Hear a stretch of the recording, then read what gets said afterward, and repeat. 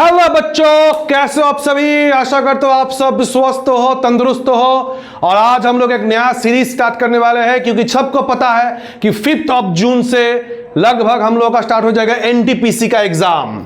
ठीक है, और बहुत इंपॉर्टेंट एग्जाम है, क्योंकि ये बहुत दिनों बाद ये एग्जाम होता है। तो इसलिए आज हम लोग स्टार्ट करने वाले हैं कि प्रीवियस ईयर का क्वेश्चन जो ऑलरेडी लास्ट प्रीवियस ईयर में क्वेश्चन पूछा गया था, ये सब हम लोग आज डिस्कस कर लेंगे। और ये बहुत हद तक आशा करता हूं आप लोगों को मदद करेगा आपके एनटीपीसी के एग्जाम के लिए। आशा करता हूं क्लियर। बहुत सारे बच्चे लोगों का भैया देखो जो करियर है, बहुत सारे बच्चे लोग जो पढ़ाई करते हैं, और जो क्या होता है, जो पढ़ाई का जो ट्रैक होता है, और वो पटरी से उतर के बच्चे लोग अलग पटरी में जाके पढ़ाई करते हैं। तो जैसे कि भारतीय रेल सही पटरी में चलते हैं, सही ट्रैक में चलते हैं, वैसे ही हम लोग अपना करियर को क्या करेंगे, सही पटरी में लेके आएंगे, सही ट्रैक में लेके आएंगे। चले बच्चे लोग पढ़ाई करते हैं भारतीय रेल भरत सर के साथ। तो भाई देखो, जो प्रीवियस ईयर का क्वेश्चन है, आज पार्ट 1 का क्लास होगा हम लोगों का। अब पार्ट 1 में जो कुछ क्वेश्चन हम लोग डिस्कस करने वाले हैं, जो लास्ट एग्जाम में पूछा गया था। समझ में आ गया? चलिए तो देखते हैं पहला क्वेश्चन क्या है हमारा। पहला क्वेश्चन आप सब लोग देख पा रहे हो कि बायोलॉजी से क्वेश्चन पूछा गया। क्या क्वेश्चन पूछा गया? Leukaemia is a type of human disease which is. आशा करता हूं क्लियर है। क्या बोला मैंने? ब्लड से क्वेश्चन है, ल्यूकेमिया। तो ल्यूकेमिया क्या होता है? देखो हमारे पास ऑप्शन है, a cancer of the white blood cell caused by deficiency of vitamins, a cancer in the brain and caused by the overdose of protein। में पहली आंसर दे दिया। तो भाई कहीं ना कहीं ये ब्लड से क्वेश्चन है। बात समझ में आ गया? अब देखो, जब भी हम लोग बात करेंगे ब्लड के मामले में, बात समझ में आ गया। ब्लड में दो चीज मिलकर ब्लड को भैया बनाते हैं। एक होता है प्लाज्मा, एक क्या होता है बच्चे लोग, प्लाज्मा, और एक होता है ब्लड कर्पसल्स, या फिर उसको हम लोग ब्लड सेल बोलते हैं। शॉर्ट में क्या बोलते हैं बच्चे लोग? ब्लड सेल बोलते हैं। बात समझ में आ गया? तो जब ब्लड ब्लड बोल ही रहा हूं तो भैया एक ही जगह ब्लड है, तो यही आंसर होगा हम लोगों का। बात समझ में आ गया? तो ये क्या होता है कि भाई ये कैंसर है। समझ में आ गया? कैंसर है किसमें? ब्लड का। देखते हैं अभी एक मिनट। तो प्लाज्मा जो होता है ब्लड का 55% प्लाज्मा मिलेगा। कितना मिलेगा? 55% प्लाज्मा मिलेगा, और 45% क्या मिलेगा हमको? ब्लड सेल मिलेगा। अब ये ब्लड सेल में हम लोग क्या देखेंगे, तीन टाइप का क्या मिलता है हम लोगों को? सेल मिलता है। एक मिलेगा हमको आरबीसी रेड ब्लड सेल, एक मिलेगा हमको बच्चों लोग डब्ल्यूबीसी व्हाइट ब्लड सेल, और एक क्या मिलेगा हमको? प्लेटलेट्स मिलेगा। प्लेटलेट्स मिलेगा। बात समझ में आ गया क्या बोला मैंने? ये सब हम लोग देखो ऑलरेडी हम लोग कुछ क्लास में हम लोग इसको पढ़ चुके हैं ब्लड को, और आगे के क्लास में हम लोग पढ़ेंगे। ठीक है, देखो भाई ये जो WBC है ना, WBC बॉडी में क्या करते हैं? फाइट करते हैं। बाहर से कोई ऑर्गेनिज्म अगर घुस जाते, फॉरेन पार्टिकल, उसको मारने का काम किसका होता है? मेनली WBC का होता है। बात समझ में आ गया क्या बोला मैंने? ब्लड का जो लिक्विड पार्ट है वो होता है मेनली प्लाज्मा। ठीक है, और ये जो आरबीसी होता है, आरबीसी मेनली क्या करता है? ऑक्सीजन को कैरी करते हैं। बात समझ में आ गया क्या बोला मैंने? और प्लेटलेट्स होता है, मान लो कि हाथ वगैरह कट गया मेरा, उसको क्या करता है? हाथ कटने के बाद कुछ टाइम बाद क्या होता है? ब्लड आना बंद हो जाता है ना, ब्लड क्लॉटिंग में मदद करता है। तो अगर ये WBC जो होता है, WBC बहुत इंपॉर्टेंट होता है क्योंकि ये फाइट करता है बॉडी में। अगर WBC का अगर देखेंगे बच्चे लोग, काउंट क्या होता है? बढ़ जाता है। अगर WBC का क्या देखेंगे बच्चे लोग? काउंट बढ़ जाता है। समझ में आ रहा है ना क्या बोला मैंने? समझ में आ गया? अगर WBC का काउंट, WBC का अगर काउंट बढ़ता है, अगर काउंट इंक्रीज हो सकता है, देखो दो चीज हो सकता है। एक हमारा WBC का काउंट इंक्रीज होगा, नहीं तो WBC का काउंट क्या होगा? डिक्रीज होगा। और दोनों में ही प्रॉब्लम है, दोनों में ही प्रॉब्लम है। बात समझ में आ गया?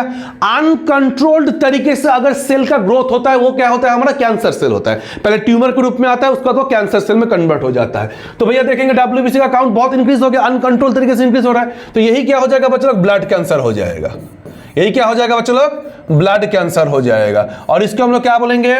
इसको हम लोग क्या बोलेंगे बच्चों लोग? ल्यूकेमिया। क्या बोलेंगे भैया? ल्यूकेमिया। बात समझ में आ गया क्या बोला मैंने? ल्यूकेमिया। ल्यूकेमिया। यहां तक क्लियर है? जिनको समझ में नहीं आ रहा है भैया एक बार कमेंट करो, ल्यूकेमिया। बात समझ में आ गया? क्लियर है? अच्छा, समझ में आ रहा है। चलो, और डिक्रीज अगर होता है, इसको क्या बोलते हैं हम लोग? ल्यूकोपेनिया। Leuko leukopenia. बात समझ में आ गया भैया? सीधी बात देख लो भैया अच्छे से, अगर इंक्रीज होगा तो भैया ब्लड कैंसर हो जाएगा, उसको ल्यूकोमिया बोलेंगे, और अगर डिक्रीज होगा तो क्या बोलेंगे? उसको ल्यूकोपेनिया बोलेंगे। क्या बोलेंगे? ल्यूकोपेनिया बोलेंगे। बात समझ में आ गया? क्लियर है? बाकी इसको एरिथ्रोसाइट बोलते हैं, आरबीसी को, ये सब हम लोग पढ़ेंगे या फिर कुछ क्लास में हम लोग पढ़ चुके। एरिथ्रोसाइट समझ में आ गया? इसको एरिथ्रोसाइट बोलते हैं, इसको ल्यूकोसाइट बोलते हैं, डब्ल्यूबीसी को ल्यूकोसाइट बोलते हैं, इसको थ्रोम्बोसाइट बोलते हैं। बात समझ में आ गया? तो ये सब चीज हम लोग पढ़ चुके, फिर से आगे की क्लास में पढ़ेंगे। तो पहला जो क्वेश्चन हम लोग सक्सेसफुल इसको क्रैक कर लिए। चलिए बच्चों लोग आगे का क्वेश्चन को देखते हैं हम लोग। आगे क्या क्वेश्चन पूछा गया? Which of the following is not an output device? Computer का क्वेश्चन पूछा गया है। Which is the following is not an output device. ये देखो, ये अगर देखेंगे, क्लियर है ना? इरिथ्रोसाइट, आरबीसी का, अच्छा आरबीसी को इरिथ्रोसाइट बोला जाता है, अभी बोला था मैंने। आरबीसी, इरिथ्रोसाइट, ये सब बोला जाता है ना, ल्यूकोसाइट, थ्रोम्बोसाइट, ये सब नाम है। एक्चुअली हम लोग ये सब पढ़ चुके हैं, इसीलिए मैंने बोला ना, क्योंकि ये बहुत बड़ा टॉपिक है। तो हम लोग एक चीज को जब पढ़ रहे हैं ना, क्वेश्चन को, उसके रिलेटेड कुछ चीज में बता दे एक्स्ट्रा। बात समझ में आ गया? क्योंकि ये अगर ब्लड का जो टॉपिक है ना, वही कम से कम 1 से 1.5 घंटे का लेक्चर बन जाएगा, इसीलिए रिलेटेड चीज में बताता जाऊंगा। क्लियर है? क्या बोला मैंने? चलिए आगे बढ़ते। ल्यूकोमिया, ल्यूकोपेनिया देख लिया हम लोगों ने। चलिए बच्चों लोग आगे बढ़ते जिंदगी में। देखो, which of the following is not an output device? Computer का क्वेश्चन है। तो बताओ, एक होता है इनपुट और एक होता है आउटपुट डिवाइस। इनपुट आउटपुट में डिफरेंस क्या है? एक मेरे प्यारे बच्चा होगा इनपुट और एक होगा मेरे प्यारे बच्चा आउटपुट। इनका मतलब क्या है बताओ पहले? What is the meaning of इन? इनका मतलब होता है अंदर। समझ में आ गया? देखो, निम्नलिखित में कौन सा आउटपुट डिवाइस नहीं है? नहीं है पूछा गया, मतलब नॉट पूछा गया। बात समझ में आ गया? ऑप्शन में प्लॉटर, स्पीकर, प्रिंटर और स्कैनर देख लेते हैं। इनका मतलब होता है अंदर। समझ में आ गया? आउट का मतलब क्या होता है? बाहर। यहां से हम लोग देख लेंगे। सीधी बात, अगर कोई भी इंस्ट्रक्शन कंप्यूटर के अंदर जा रहा है उसको क्या बोलेंगे? Input device. बताओ, सबसे इंपॉर्टेंट और बढ़िया इनपुट डिवाइस क्या हो जाएगा? माउस। माउस क्या करते हो? माउस जब हम लोग ऐसे करके माउस से काम करते हो, देखना इंफॉर्मेशन हम लोग अंदर का कोई काम करे ना, ऐसे हम लोग कीबोर्ड में टाइप करेंगे तो अंदर टाइप हो रहा है। लेकिन यही प्रिंटर देखोगे, जब कोई भी हम लोग क्या करते हैं बच्चे लोग, इंफॉर्मेशन देते हैं, वो प्रिंट होकर बाहर आता है, तो ये आउटपुट हो गया, बाहर आ गया। इन मतलब अंदर हो गया। बात समझ में आ गया? सबसे बढ़िया इंपोर्टेंट तो भैया माउस और कीबोर्ड हो गया इनपुट डिवाइस का। यहां तक क्लियर है? तो बताओ, प्रिंटर क्या बाहर आ रहा है कि नहीं आ रहा है? अभी जस्ट बोला मैंने। तो भैया ये क्या है? आउटपुट डिवाइस हो गया। हमको क्या पूछा गया? Which is not a following, which of the following is not an output. Output device कौन सा नहीं है पूछा गया, तो प्रिंटर आंसर नहीं होगा हम लोगों का। सीधी बात, प्रिंटर एक आउटपुट डिवाइस है। स्पीकर बताओ, साउंड बाहर की तरफ आ रहा है ना, जब मैं गाना बजाता हूं स्पीकर में तो बाहर की तरफ आ रहा है, तो स्पीकर भी क्या हो जाएगा? आउटपुट डिवाइस हो जाएगा। प्लॉटर क्या चीज है? किसी को पता है प्लॉटर क्या चीज है? एनीवन कमेंट करो। Plotter, very good, very good. Plotter क्या है? एक आउटपुट डिवाइस है जो क्या प्रोड्यूस करता है? High quality large scale graphics and drawings. बात समझ में आ गया? बढ़िया आंसर दिया हो रे, समझ में आ गया? कौन आंसर दिया है? सुमित, वेरी गुड, बढ़िया आंसर दियो। तो प्लॉटर क्या होगा? प्लॉटर एक ऐसा डिवाइस है जो हाई क्वालिटी क्या करते हैं? ग्राफिक्स को प्रोड्यूस करता है लार्ज स्केल में और ड्राइंग्स को। समझ में आ गया? तो ये भी नहीं होगा। समझ में आ गया क्या बोला मैंने? स्कैनर क्या चीज है? देखो भाई, स्कैन करते हैं हम लोग, कोई चीज स्कैन करोगे तो क्या होता है? Hard copy. हार्ड और सॉफ्ट कॉपी में क्या डिफरेंस है पहले बताओ? हार्ड कॉपी और सॉफ्ट कॉपी में क्या डिफरेंस है? हार्ड कॉपी और सॉफ्ट कॉपी में क्या डिफरेंस है? सीधी बात, हाथ से टच कर पा रहे हो? अगर मैं देखूंगा कोई पेज है, प्रिंट निकाला तो हार्ड कॉपी है, लेकिन यही पीडीएफ फॉर्मेट में अंदर है। बात समझ में आ गई? सॉफ्ट कॉपी है। सॉफ्टवेयर टच नहीं कर सकते हो, हार्डवेयर टच कर सकते हो, हार्डवेयर टच कर सकते हो, इसके अंदर जो सॉफ्टवेयर उसको टच नहीं कर सकते हो। बात समझ में आ गया? तो स्कैनर क्या होता है, हार्ड कॉपी से सॉफ्ट कॉपी में कन्वर्ट होता है। कुछ भी चीज स्कैन करोगे तो कंप्यूटर के अंदर चला गया, तो ये इनपुट डिवाइस हो गया। समझ में आ गया? तो आंसर हमारा ये होगा कहीं ना कहीं, क्योंकि पूछा गया which of the following is not an output device, मतलब इनपुट डिवाइस हमारा आंसर होगा इसका। क्लियर यहां तक? चलिए, वेरी गुड बच्चों, आगे बढ़ते हैं। नेक्स्ट, अब देखो क्या पूछा गया कि ये साइंस एंड टेक्नोलॉजी का क्वेश्चन है। देखो कहीं ना कहीं सैटेलाइट से ना क्वेश्चन आता है, सैटेलाइट वगैरह से क्वेश्चन आता है, तो सैटेलाइट वगैरह का टॉपिक देखना पड़ेगा, क्योंकि बहुत मतलब अलग अलग जो स्लॉट होता है ना, उसमें 2016 का बोलो जो एग्जाम, 15 का जो एडवर्टाइजमेंट, 16 को जो एग्जाम हुआ था, उसके बाद 19 के जो एग्जाम था, ये सैटेलाइट वगैरह से क्वेश्चन आया है। समझ में आ गया क्या बोला मैंने? अब देखो, dash was the first satellite launched by US in 1958। US के द्वारा लॉन्च किया गया पहला सैटेलाइट कौन सा है, बताओ? पहला कौन सा है? Very good, explorer 1। ये पहला सैटेलाइट जो यूएस के द्वारा लॉन्च किया गया था। बात समझ में आ गया? अच्छा, एक बात बताओ, कुछ लिख लो, वर्ल्ड्स फर्स्ट आर्टिफिशियल सैटेलाइट लिख लो, ठीक है? इसका आंसर क्या हो जाएगा? एक्सप्लोरर 1। बात समझ में आ गया? लिख लो कुछ चीज, world's, WORLDS, world's first artificial satellite,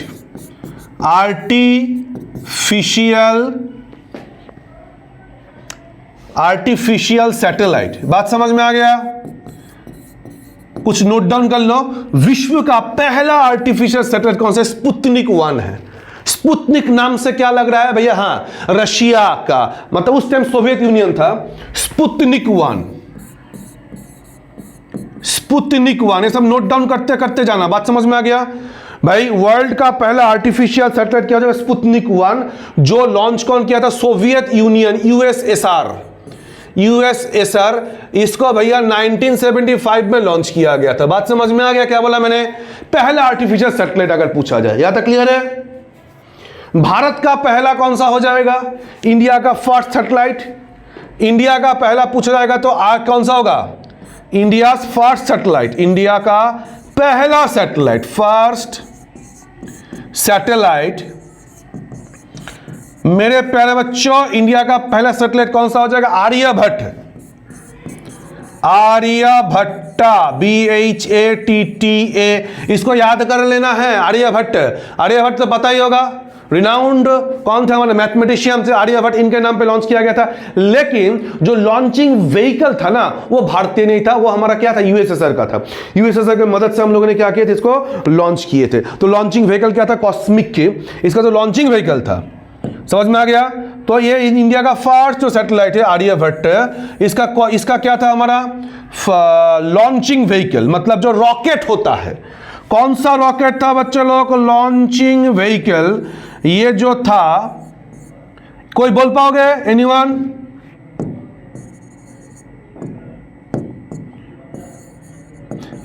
कोई बोल पाओगे? एनीवन? नहीं? चलो ठीक है, कॉस्मॉस 3M। बात समझ में आ गया? ये थोड़ा सा याद कर लो बच्चा लोग, पता नहीं आ गया था एग्जाम में। बात समझ में आ गया? अच्छा, आर्यभट्ट को कब लॉन्च किया गया था? ये क्वेश्चन एसएससी सीपीओ के क्वेश्चन पूछा गया था, सीपीओ में। ठीक है, तो आर्यभट्ट जो होता है बच्चों लोग, ये कब लॉन्च किया गया था? ये थोड़ा देख लो, ठीक है? जो आर्यभट्ट जो होता है, ये हमारे 19 अप्रैल पूछा गया क्वेश्चन है। 19 अप्रैल 1975 को पूछा। ये क्वेश्चन शायद ऐसा था, जितना हमको याद आ रहा है, कि इंडिया का फर्स्ट सैटेलाइट आर्यभट्ट लॉन्च हुआ था 19 अप्रैल। उसके बाद ये पूछा गया, ईयर कौन सा पूछा गया था। बात समझ में आ गया? ये थोड़ा सा रट्टा मार लो, क्योंकि एसएससी सीपीओ के एग्जाम में पूछा गया था, जितना हमको याद आ रहा है। ठीक है, तो इंडिया का फर्स्ट सैटेलाइट आर्यभट्ट कब लॉन्च किया गया था? क्लियर है? इसका स्क्रीनशॉट लेता ले लो, थोड़ा सा स्क्रीनशॉट ले लिए। अब बच्चे लोग, ऑब्वियसली जब हम लोग इंडिया के बारे में बात करेंगे तो इसरो के बारे में बात होगा। किसके बारे में बात होगा? इसरो का नाम तो सुना ही होगा, इंडियन स्पेस रिसर्च ऑर्गेनाइजेशन। तो इसका हेडक्वार्टर कहां पे है भैया, बताओ? वेरी गुड, इसका हेडक्वार्टर होगा बैंगलोर में। इसका हेडक्वार्टर कहां पे बच्चे लोग? बैंगलोर। बेंगलोर या फिर बेंगलुरु, जो भी बोलोगे आज के तारीख में, ठीक है। बेंगलुरु, बेंगलोर बेंगलुरु है।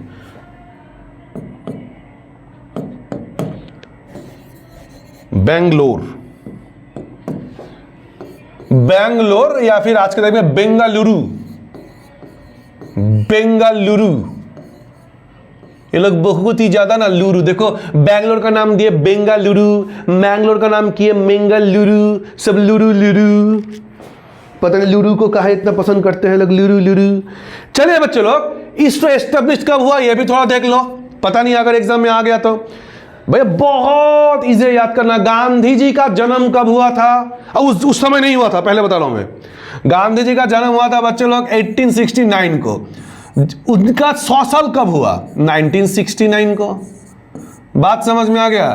तो ये याद रखना, गांधी जी का जन्म का डेट अगर किसी को याद है तो बाय डिफॉल्ट याद हो जाएगा। तो भैया ये एस्टेब्लिश होता है कब? 1969 को 15 अगस्त। वाह क्या इजी डेट है रे, 15 अगस्त 1969 को इसको एस्टेब्लिश होता है, ठीक है। लेकिन बच्चा लोग लॉन्चिंग साइट कौन सा है जहां से हम लोग क्या देखेंगे? लॉन्चिंग साइट कौन सा है जहां से भैया भारत का इसरो जो होता है वो अपना क्या लॉन्च करते हैं? रॉकेट को लॉन्च करते हैं। उसका नाम क्या है? Satish Dhawan space centre.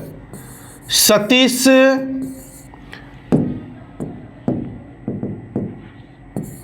समझ में आ गया मेरे प्यारे बच्चों? Satish Dhawan space centre, Satish Dhawan space centre ये कहां पे है?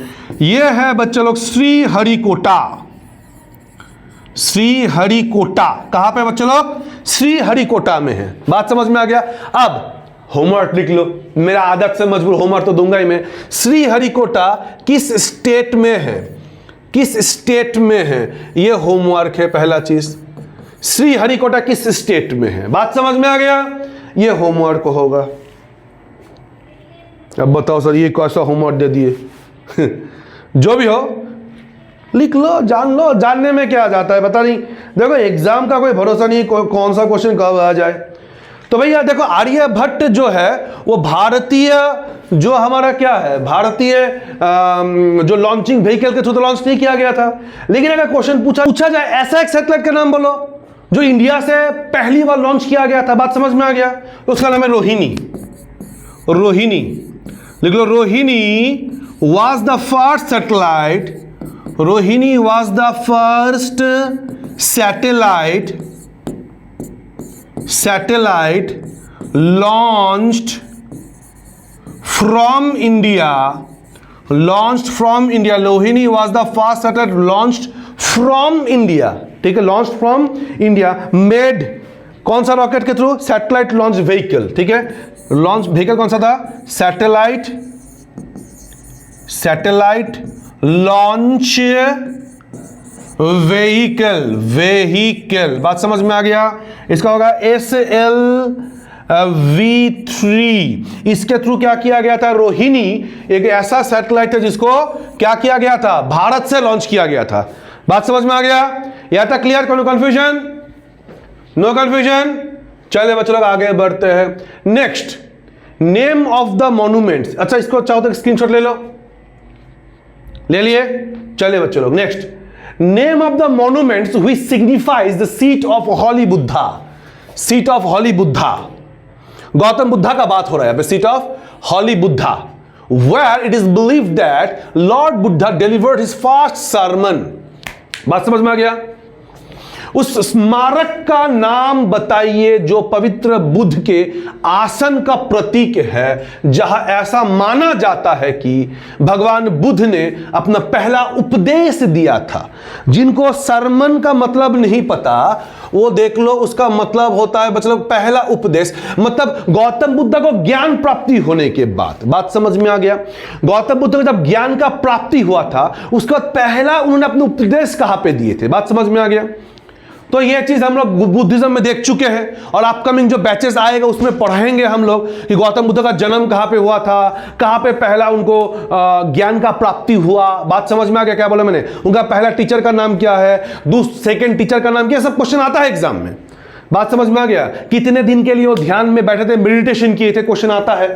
तो भाई इन्होंने अपना पहला उपदेश कहां पे दिया था? सारनाथ में। कहां पे? सारनाथ। बात समझ में आ गया? सारनाथ में दिए थे, ये होगा आंसर। सारनाथ में कभी कभी बोला था डियर पार्क, एक डियर पार्क सारनाथ में क्या किए थे उन्होंने? अपना पहला उपदेश दिए थे। सारनाथ, सारनाथ। बात समझ में आ गया? सारनाथ कहां पे है आज की तारीख में? उत्तर प्रदेश में है। कहां पे है? उत्तर प्रदेश में है। वाराणसी से नजदीकी है सारनाथ, वाराणसी से लगभग 12 किलोमीटर दूरी पे। बात समझ में आ गया? तो ये सारनाथ में उन्होंने क्या कहते हैं? पहला अपना उपदेश दिए थे। क्लियर है यहां तक? क्या बोला मैंने? और बाकी गौतम बुद्धा के बारे में जो भी पढ़ाई हम लोग कर चुके हैं, अभी वीडियो बहुत लेंथी बन जाएगा, इसे ज्यादा हम लोग डिस्कस नहीं कर रहे। बात समझ में आ गया क्या बोला मैंने?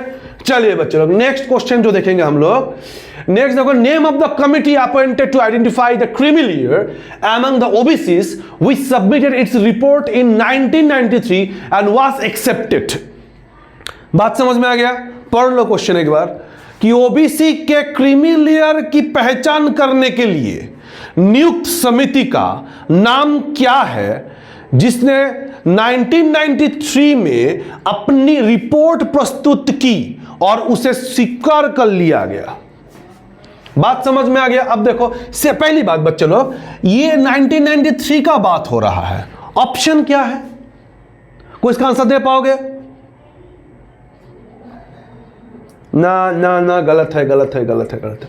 देखो भाई, देखो ऑप्शन में क्या क्या लिखा है? डॉक्टर के एम मुंशी कमेटी, जीवी मावलनकर कमेटी, रामनंदन कमेटी और स्वरण सिंह कमेटी। देखो बहुत ही आसान। अब देखो ये पॉलिटी का क्वेश्चन है। किसका क्वेश्चन है? पॉलिटी का क्वेश्चन है। आसान तरीके से अगर थोड़ा सा पढ़ाई अगर कोई कर लिए ना तो इसको आराम से निपटा सकते हो। देखो के एम मुंशी जो थे, कैसे हम लोग एक काम करते हैं, इसको मतलब गलत ऑप्शन को निकालते हैं पहले, सीधी बात। समझ में आ गया? सरदार स्वरण सिंह कमेटी 1976 में बनाया गया था। बात समझ में आ गया? और ये बहुत इंपॉर्टेंट है, ये पॉलिटी में तो भैया बार बार पढ़ाया जाता है ये क्वेश्चन। समझ में आ गया? सरदार स्वरण सिंह कमेटी ये था किस चीज का कमेटी? अगर मैं पूछूं तो ये किस चीज का कमेटी था बच्चे लोग? ये कमेटी था मेरा किस चीज का कमेटी था बच्चे लोग? फंडामेंटल ड्यूटी का। Fundamental duty. बात समझ में आ गया? तो पहला चीज हम लोग देख लिए, तो ऑब्वियसली खर्च कैंसिल हो गया। जीवी मावलनकर जो है ये भारत के लोकसभा का पहला स्पीकर इनको बनाया गया था। बात समझ में आ गया? और के एम मुंशी, ये देखोगे जब पॉलिटी जब पढ़ोगे ना, जब कॉन्स्टिट्यूशन बन रहा था उस टाइम ये दोनों नाम आता है हमारे पास। थोड़ा सा अगर इसका आंसर नहीं भी पता था मान लो, लेकिन ऑप्शन ही हम लोग का आंसर दे देगा। तो के एम मुंशी और जीवी मावलनकर ये कॉन्स्टिट्यूशन मेकर, समझ रहे हो ना, कॉन्स्टिट्यूशन असेंबली का पार्ट है। तो ऑब्वियसली ये दोनों खत्म हो गए यहाँ पर ही, क्योंकि 1993 में तो संविधान बना नहीं। संविधान लागू किए कब हम लोग? पूर्ण तरीके से, मतलब पूरा पूरी कब लागू किया हम लोगों ने? 26 जनवरी 1950 को। यही तो होता है ना। तो बचा क्या है हमारा? रामनंदन कमेटी। ये होगा हमारा आंसर, रामनंदन कमेटी। कौन सा कमेटी? रामनंदन कमेटी। क्लियर है बच्चे लोग? तो भैया के एम मुंशी ये क्या है? अच्छा ये दूसरा क्वेश्चन आ गया, यहां तक क्लियर है? तो भैया काम करो, तो थोड़ा सा लिख लो, एग्जाम का भरोसा नहीं है, पता नहीं कहां से क्या क्वेश्चन आ जाए। तो ये जो स्वरण सिंह कमेटी था ये क्या था बच्चे लोग? फंडामेंटल ड्यूटी का कमेटी था। क्या था? फंडामेंटल। फंडामेंटल, फंडा भी है मेंटल भी है। फंडामेंटल ड्यूटी के लिए इसको इंसर्ट करने से पहले कमेटी बनाया गया था। बात समझ में आ गया? यह भी पूछा था एग्जाम में कि जब भारत का संविधान बना था इसमें से क्या भारत के संविधान में नहीं था? फंडामेंटल ड्यूटी को भी 1976 में ऐड किया गया था। ये हम लोग पढ़ेंगे और पुराने बैच को पढ़ा दिए हैं, कुछ कुछ बैच को।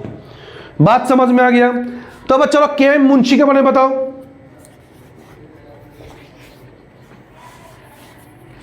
अच्छा, चेयरमैन ऑफ किसका था, ये किसका चेयरमैन था, चेयरमैन ऑफ, क्या लिखे हो, वाह सही लिखे हो। तो आंसर क्यों गलत दिए थे उस टाइम? अच्छा, सर्च की हो क्या गूगल से? भाई ऑनलाइन का मजा ले रहे हो, गूगल में सर्च कर रहे हो बैठ के, आंसर देते थे गलत दिए, अब सही आंसर दे रहे हो। क्या लिखे हो, chairman of order of business, हाँ chairman of order of business committee, order of business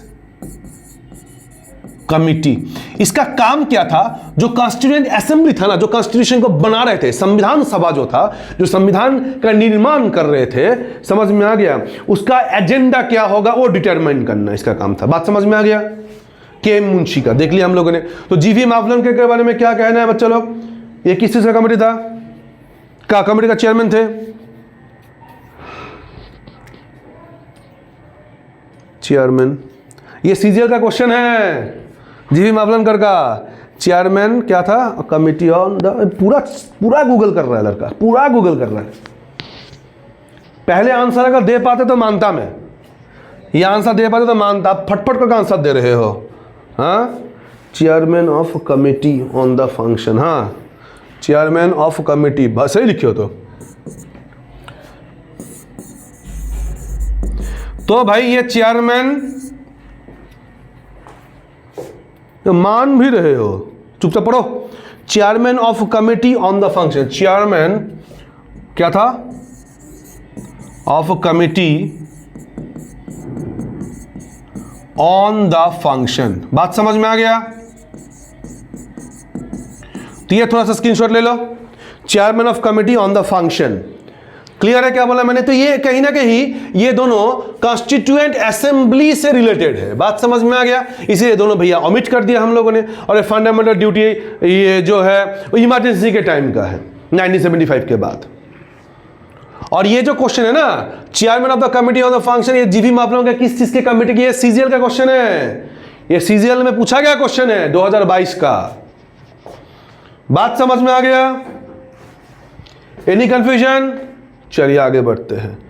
तो थोड़ा सा अगर नॉलेज होगा ना हम लोगों के पास, तो ऐसे करके देखना, कभी कभी आंसर इजी है, क्योंकि कैंसिल करो आ जाएगा आंसर। अच्छा, what is the cause of bio magnification और बायो एक्यूमुलेशन?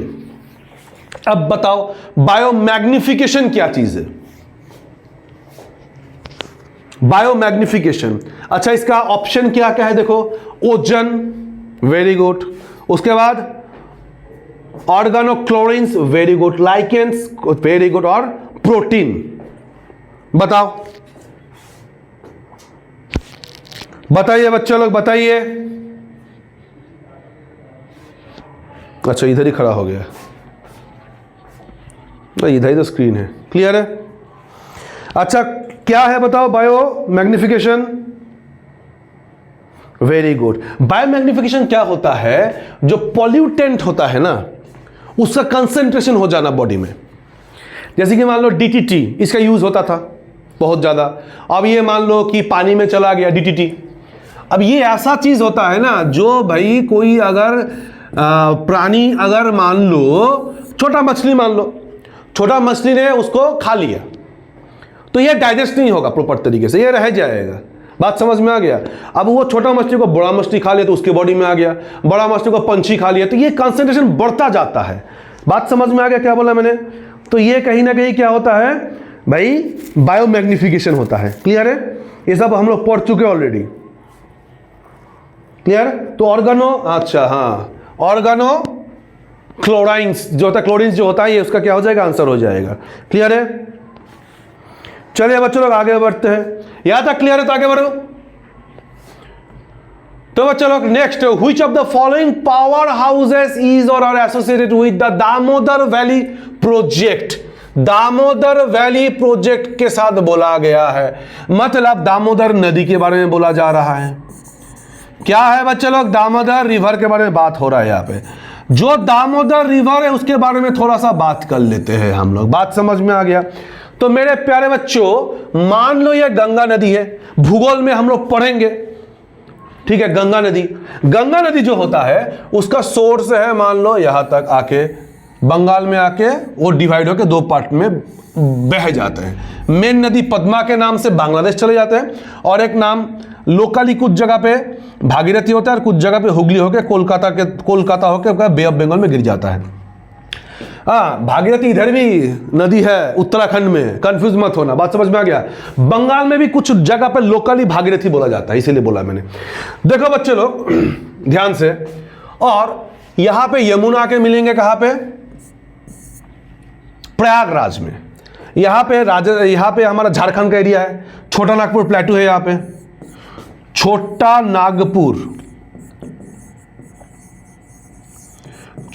नागपुर प्लेटू है। तो बच्चा लोग प्लेटू, ठीक है, प्लेटू है, छोटा नागपुर प्लेटू। अब बताओ, जो छोटा नागपुर प्लेटू है, बात समझ में आ गया? उल्टा स्पेलिंग गलत लिख दिया, रुक जाओ भैया, तो मैं सोच रहा हूं कुछ तो गड़बड़ है, अजीब स्पेलिंग है ये। अब ठीक है, छोटा नागपुर प्लेटू जो है बच्चा लोग, बात समझ में आ गया? छोटा नागपुर प्लेटू, इसको छोटा नागपुर प्लेटू या फिर छोटा नागपुर का पठार, ठीक है, कुछ रीजनल लैंग्वेज में आसाम में मालभूमि बोला जाता है। यहां से जन्म लेता है दामोदर नदी। क्या जन्म लेंगे? दामोदर नदी। और ये दामोदर नदी हुगली में मिलता है जाके, क्या मिलता है? हुगली में। तो भैया दामोदर नदी का अगर हम लोग सोर्स देखें, छोटा नागपुर प्लेटू हो गया, सोर्स क्या है, जन्म कहां से होता है दामोदर का? दामोदर नदी का बच्चा लोग सोर्स क्या हो जाएगा? ये सब नोट डाउन करो भैया, ये सब एग्जाम में आ जाता है, लाइटली मत लिया करो। सोर्स, जन्म कहां पे हुआ? छोटा नागपुर प्लेटू। बात समझ में आ गया क्या होगा? छोटा नागपुर प्लेटू में। माउथ खत्म कहां पे हो रहा है भैया? हुगली रिवर, हुगली रिवर, बात समझ में आ गया? हुगली में माउथ है। और ये दामोदर नदी बंगाल के प्लेन में बहुत ज्यादा डिवास्टेटिंग फ्लड करवाता था। फ्लड, बात समझ में आ गया? Flood, FLWD।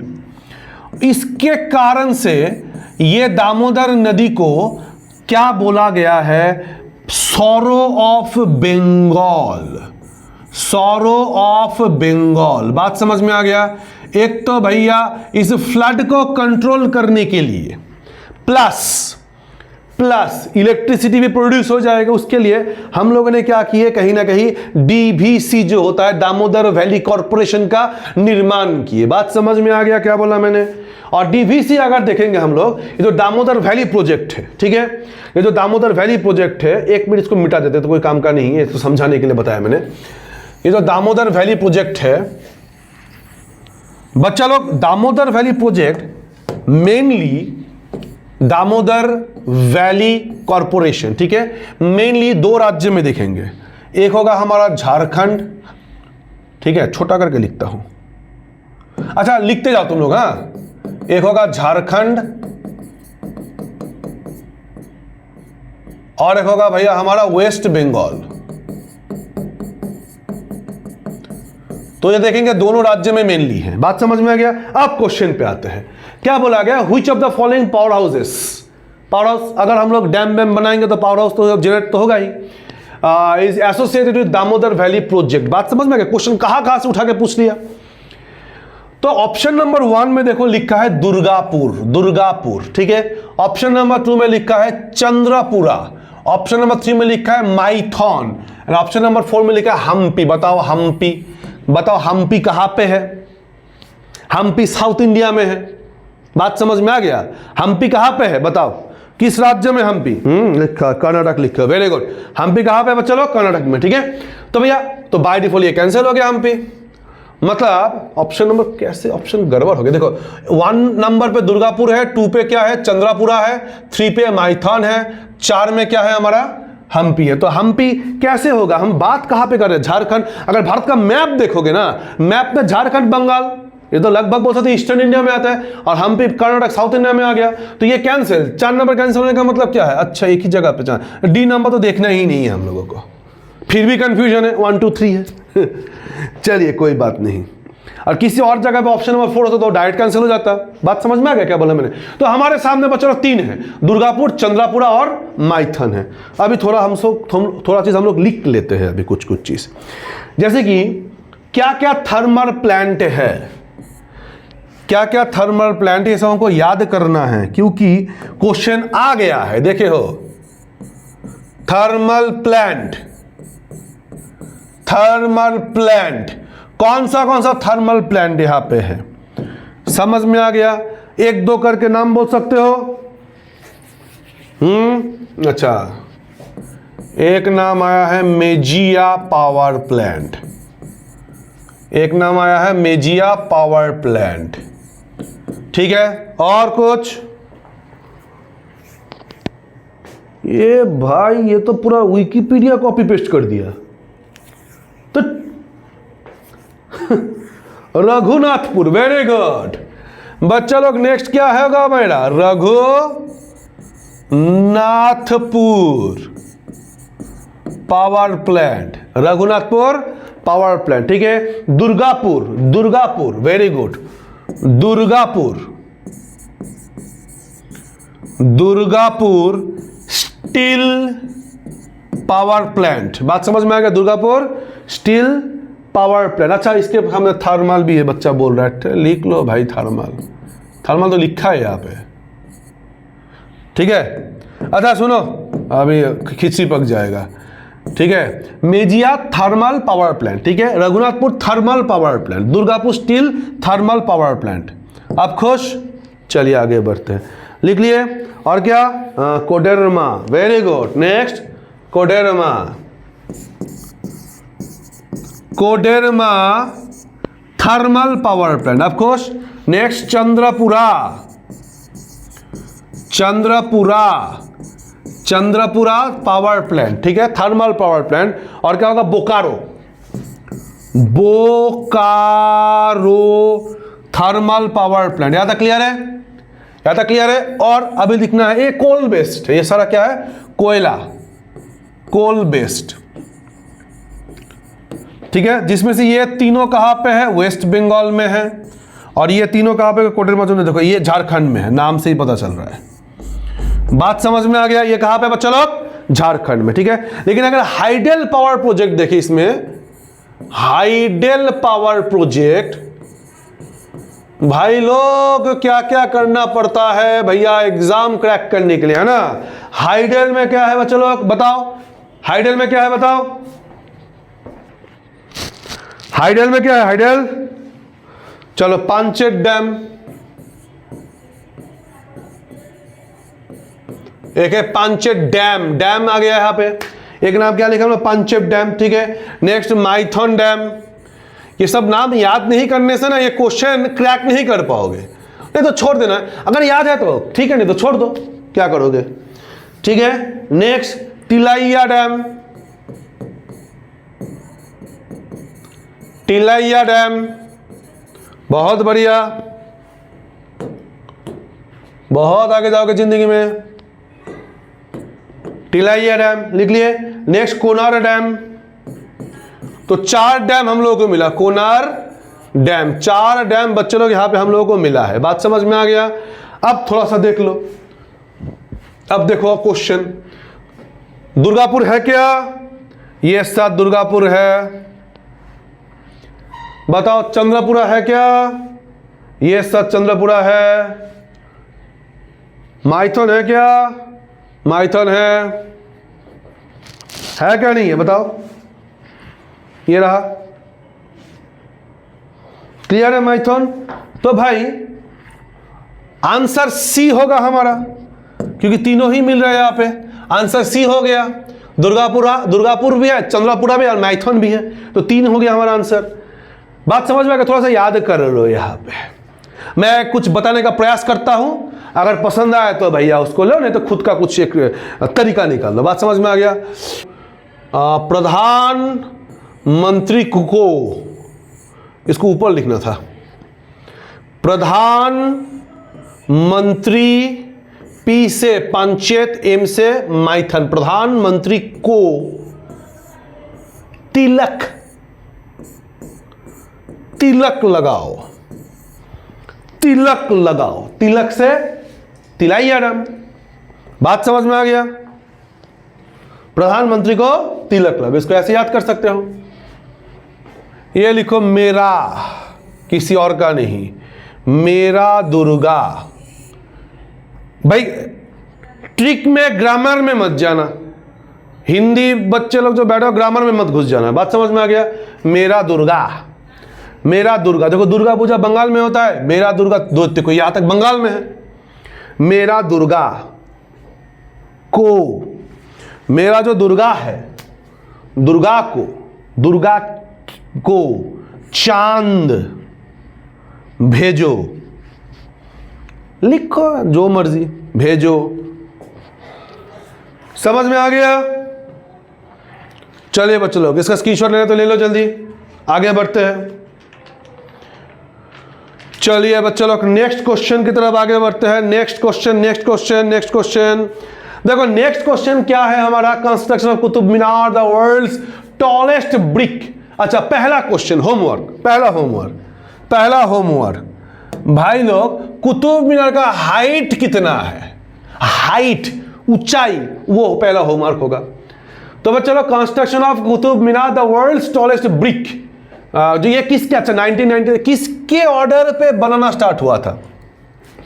बच्चों लोग कुतुब मीनार को बनाना स्टार्ट किए थे कुतुबुद्दीन ऐबक ने। कुतुबुद्दीन ऐबक, मतलब the construction of Qutub Minar started किसके ऑर्डर पे हुआ था? कुतुबुद्दीन ऐबक के ऑर्डर पे हुआ था। लेकिन कुतुबुद्दीन ऐबक जो होता है उनका डेथ हो जाता है। बात समझ में आएगी? उनका डेथ हो जाता है। तो आगे चल के इसको इल्तुतमिश ने कंप्लीट किया। तो इसको ऐसे लिख सकते हो, the construction of Qutub Minar started by Qutbuddin Aibak but finished by Iltutmish. लेकिन कुतुब मीनार नामकरण किसके ऊपर किया गया था? कुतुब मीनार नामकरण किया गया था, मतलब कुतुब मीनार नेम्ड आफ्टर, किसके ऊपर रखा गया था? कुतुब मीनार किसको डेडिकेट किया गया? Dedicate, Qutub Minar dedicated to a famous Sufi संत, कुतुबुद्दीन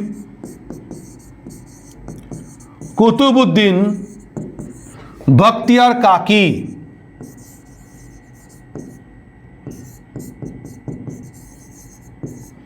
बात समझ में आ गया? कुतुबुद्दीन बख्तियार काकी। तो भैया फिर से बताता हूं, construction of Qutub Minar started by Qutbuddin Aibak but finished by Iltutmish just because of he died before the completion of the Qutub Minar. बात समझ में आ गया? लेटर नहीं, और कुतुब मीनार डेडिकेटेड टू, और कुतुब मीनार किसके ऊपर रखा गया था नाम? फेमस सूफी संत कुतुबुद्दीन बख्तियार काकी। तो इसका निर्माण शुरू किया था कुतुबुद्दीन ऐबक ने, लेकिन खत्म कौन किया? हमारे इल्तुतमिश ने। और कुतुब मीनार जो है किसको डेडिकेट करके बनाया गया था? उस टाइम के एक बहुत ही फेमस सूफी साधु थे, सैंत थे, कुतुबुद्दीन बख्तियार काकी। आंसर क्या हो जाएगा? कुतुबुद्दीन ऐबक। अगर पूछा जाए किसने खत्म किया, तब आंसर इल्तुतमिश होता। बात समझ में आ गया? चलिए बच्चों लोग next, Krishnanattam is a famous dance of which of the following state? बताओ। Krishnanattam, very good, Kerala का है। कहां का है बच्चों लोग? केरला का है। आशा करता हूं क्लियर है। ठीक है बच्चों लोग, आज का जो पार्ट 1 का जो हमारा प्रीवियस ईयर का जो सीरीज था ना, हम लोग आज यहां पे खत्म करते हैं। अब मिलेंगे सीधा पार्ट 2 में। तब तक के लिए thank you, tata, bye bye, प्रणाम, गुड नाइट, जय हिंद। लेकिन भूलना मत, गर्दा उड़ा देना है पूरा रेलवे के एग्जाम में। चलिए बाय बाय।